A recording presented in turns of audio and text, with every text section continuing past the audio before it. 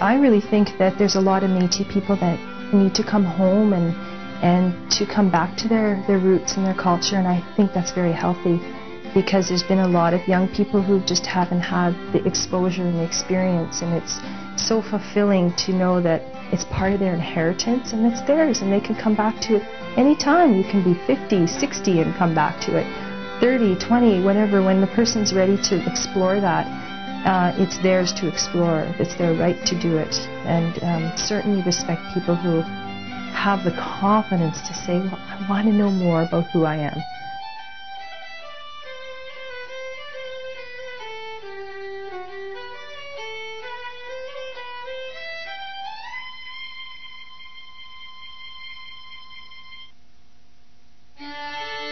Most Métis don't live in the small towns their families work to build. Sooner or later, most of us end up in the city. From there, we must try to bridge the gap between these two worlds. So the question is, how do you live in both worlds and keep your identity strong? Here we go. In the snow.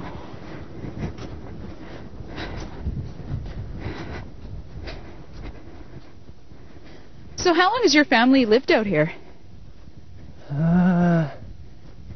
Gerald out here? Yeah. You know, 40 years? 30 years, Uncle. We're on the trap line with Thomas Roosin and his uncle. Thomas can also trace his family back to Batoche, but he says it's Roosin family traditions passed down through the generations that make them Métis.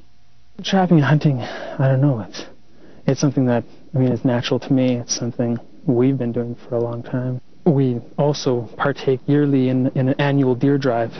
We call it bush pushing. But I mean, that's been done.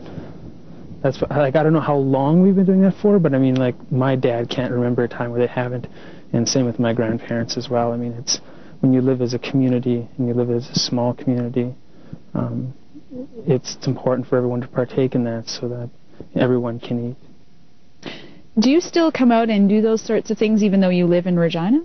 Oh, always. I mean, I always make sure I take time off. It's like Christmas. It's like, well, I guess it's the only 2 times a year that I make sure that I'm down here. It's for Christmas and it's for hunting season, where they're going to need me to help push the bush. They're going to need me to help shoot, because knowing my uncles, you know, they're getting old and they need some young eyes in the scope. A university student in the big city, Thomas isn't active in the Métis community. He spends his free time playing in his band, the Nancy Ray Guns. Thomas says he doesn't have to be on the trap line to be Métis. For him, it's a state of mind.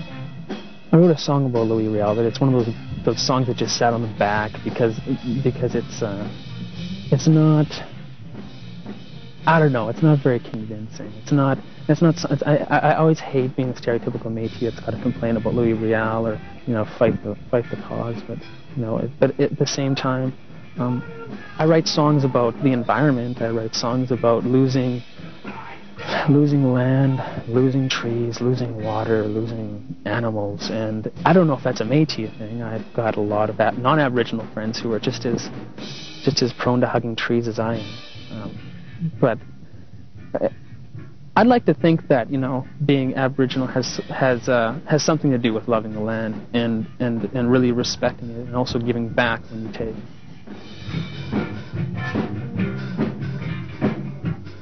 I think as long as Métis people are writing about Métis people, and I think as long as Métis people are proud of being Métis people, and I think as long as Métis people are being Métis people, there's nothing that's going to kill that. And I think that in itself will be the strength and the surviving factor of the Métis people.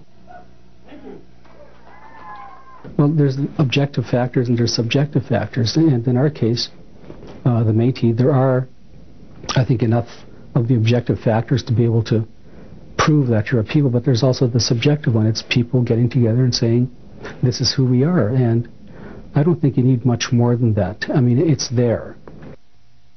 Clem Chartier is the president of the Métis Nation Saskatchewan. He's also with the Métis National Council. According to the council, to be Métis, you must self-declare, prove your connection to the historic Métis homeland and be accepted by the Métis community. The council created the definition so they could decide who their own members would be. But with land claims before the courts, that could change. What is the danger when courts get involved and start to form definitions that they believe fit Métis? Don't do today with the pen, what the imperial government and the Canadian government or troops couldn't do with the sword, in 1885. Don't erase our people just by writing and saying Métis or anybody of mixed blood, and that's it. Oh yeah, look at that. It's Oh full. my God! He found something too. There's a little one there. Okay, I'm gonna try now. Oh, is that a fox? It's a coyote.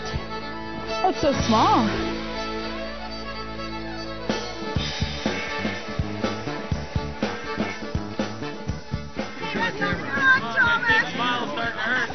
It's hard because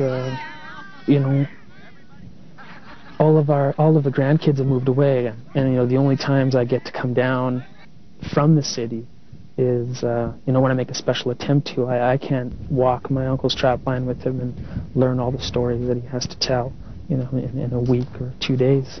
And I'd love to be here all year round, and I'd love to do that. And eventually, it's my ultimate goal is to come back here and rot here. But for the meantime, I have to be in the city, and I have to be on the front lines there. What does it mean to you to be Métis today? I don't know. I still have no idea what that means. Does it mean that I think it means to me that I have to make aware and make a space in my life for Aboriginal consciousness, and I think that I have to pass that down to my children and let them know how important it is that they are Aboriginal people, and this is what once was, and this is what is now, and if you can learn from the line in between the two dots, then that's what's going to bring us forward, and maybe not necessarily as Métis people, and maybe not as so much as Aboriginal people, but for mankind and for humankind.